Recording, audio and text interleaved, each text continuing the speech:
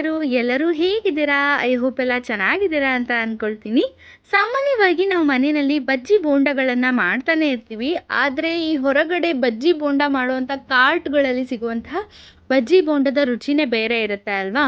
So ನಾನು ಹೇಳಿರುವಂತಹ ಒಂದು ಸಣ್ಣ ಪುಟ್ಟ ಟಿಪ್ಸ್ ಮತ್ತು ಇನ್ಸ್ಟ್ರಕ್ಷನ್ಸ್ನ ಫಾಲೋ ಮಾಡಿಬಿಟ್ರೆ ನೀವು ನಿಮಗೂ ಸಹ ಏನು ಹೊರಗಡೆ ಸಿಗುತ್ತೆ ಅಲ್ವಾ ಅದೇ ರೀತಿಯಾಗಿರುವಂಥ ಸೇಮ್ ಟು ಸೇಮ್ ಬಜ್ಜಿ ಬೋಂಡನ ನೀವು ಸಹ ಮನೆಯಲ್ಲಿನೇ ಪ್ರಿಪೇರ್ ಮಾಡ್ಕೊಳ್ಬಿಡ್ಬೋದು.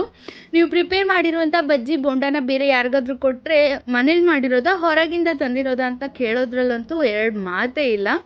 ಸೊ ನಾನು ಹೇಳಿರುವಂಥ ಸಣ್ಣ ಪುಟ್ಟ ಟಿಪ್ಸ್ನ ಫಾಲೋ ಮಾಡಿದ್ರೆ ನೀವು ಸಹ ಹೊರಗಡೆ ಸಿಗುವಂಥ ಬೋಂಡಗಳನ್ನು ನೀವು ಮನೇಲೇ ಮಾಡ್ಕೊಳ್ಬೋದು. ಮೊದಲಿಗೆ ಇಲ್ಲಿ ನಾನು ಒಂದು ದೊಡ್ಡ ಆಲೂಗಡ್ಡೆನ ಈ ರೀತಿ ಸ್ಲೈಸ್ ಆಗಿ ಕಟ್ ಮಾಡ್ಕೊಂಡಿದ್ದೀನಿ. ಸ್ಲೈಸರ್ನಲ್ಲಿ ಸ್ಲೈಸ್ ಮಾಡ್ಕೊಳ್ಬಿಡಿ, ತುಂಬ ತಿನ್ನಾಗಿ ಬರುತ್ತೆ. ಸೊ ಹಾಗಾಗಿ ನಾನು ಚಾಕುನಲ್ಲಿ ಇದನ್ನು ಹೆಚ್ಕೊಂಡಿದ್ದೀನಿ. ನಂತರ ಇದಕ್ಕೆ ನಾನಿಲ್ಲಿ ಒಂದು ಬೌಲ್ಗೆ 1.5 ಕಪ್ನಷ್ಟು ಕಡಲೆ ಹಿಟ್ಟನ್ನ ಹಾಕ್ಕೊಂಡಿದ್ದೀನಿ. ಇದಕ್ಕೆ ನಾನು ಒಂದು ಅರ್ಧ ಸ್ಪೂನ್ನಷ್ಟು ಉಪ್ಪನ್ನ ಹಾಕ್ಕೊಂಡಿದ್ದೀನಿ. ಉಪ್ಪನ್ನ ನೀವು ಲಾಸ್ಟ್ಗೂ ಸಹ ಚೆಕ್ ಮಾಡ್ಕೊಳ್ಬೋದು. ಇದಾದ ನಂತರ ನಾನು ಇದಕ್ಕೆ ಒಂದು 1/4 ಚಮಚದಷ್ಟು ಅರಿಶಿನ ಹಾಕ್ಕೊಂಡಿದ್ದೀನಿ. ಹಾಗೆ ಇಲ್ಲಿ 2.5 ಸ್ಪೂನ್ನಷ್ಟು ನಾನು ಅಕ್ಕಿ ಹಿಟ್ಟನ್ನ ಹಾಕ್ಕೊಂಡಿದ್ದೀನಿ. ಅದಾದ ನಂತರ ನಾನಿಲ್ಲಿ ಒಂದು 1/4 ಭಾಗದಷ್ಟು ನಾನು ಅಡುಗೆ ಸೋಡಾನ ಬಳಸ್ಕೊಂಡಿದ್ದೀನಿ. ನಂತರ ನಾನು ಇದಕ್ಕೆ ಒಂದು 1/4 ಚಮಚದಷ್ಟು ಖಾರದ ಪುಡಿನ ಹಾಕ್ಕೊಂಡಿದ್ದೀನಿ. ಜೊತೆಗೆ ಇಲ್ಲಿ ಕ್ರಷ್ ಮಾಡಿರುವಂತಹ ಜೀರಿಗೆನ ಬಳಸಿದ್ದೀನಿ. ನೀವು ಅಜ್ವೈನ್ನ ಸಹ ಬಳಸ್ಕೊಳ್ಬೋದು.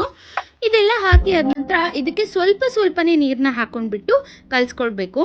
ಬಜ್ಜಿ ಬೋಂಡ ಮಾಡಲಿಕ್ಕೆ ನಾವು ಮಾಡಿದಾಗ ಹೊರಗಿನ ಥರ ಟೇಸ್ಟ್ ಬರಲ್ಲ ಅಂತೀವಲ್ವ, ಅದಕ್ಕೆ ಮೇನ್ ರೀಸನ್ನೇ ಈ ಹಿಟ್ಟು. ಇದನ್ನು ನಾವು ಹದವಾಗಿ ಕಲಿಸ್ಕೊಳ್ಬೇಕು. ಕೆಲವ್ರು ಏನು ಮಾಡಿಬಿಡ್ತಾರೆ ಅಂದರೆ ತೀರಾ ತೆಳ್ಳಗೆ ಕಲಿಸ್ಕೊಬಿಡ್ತಾರೆ.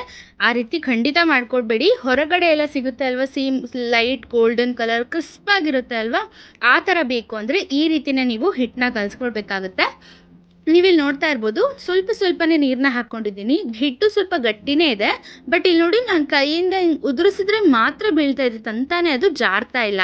ಆ ಕನ್ಸಿಸ್ಟೆನ್ಸಿ ಬರೋವರೆಗೂ ನಾವು ಇದನ್ನು ತುಂಬಾ ಚೆನ್ನಾಗಿ ಕಲಿಸ್ಕೊಳ್ಬೇಕು. ಹೊರಗಡೆ ಎಲ್ಲ ಏನು ಮಾಡಿಬಿಡ್ತಾರೆ ಅಂದರೆ ಟೇಸ್ಟಿಂಗ್ ಪೌಡರ್ನ ಹಾಕ್ತಾರೆ. ನಾನಿಲ್ಲಿ ಟೇಸ್ಟಿಂಗ್ ಪೌಡರ್ನ ಹಾಕಿಲ್ಲ, ಅದೇ ಡಿಫ್ರೆನ್ಸ್ ನೋಡಿ. ಅವರು ಖಾರದ ಪುಡಿ ಬದಲಿಗೆ ಟೇಸ್ಟಿಂಗ್ ಪೌಡರ್ನ ಬಳಸ್ತಾರೆ. ನಾವಿಲ್ಲಿ ಟೇಸ್ಟಿಂಗ್ ಪೌಡರ್ ಬದಲಿಗೆ ಸ್ವಲ್ಪ ಖಾರದ ಪುಡಿನ ಹಾಕಿದ್ದೀನಿ ಅಷ್ಟೇ.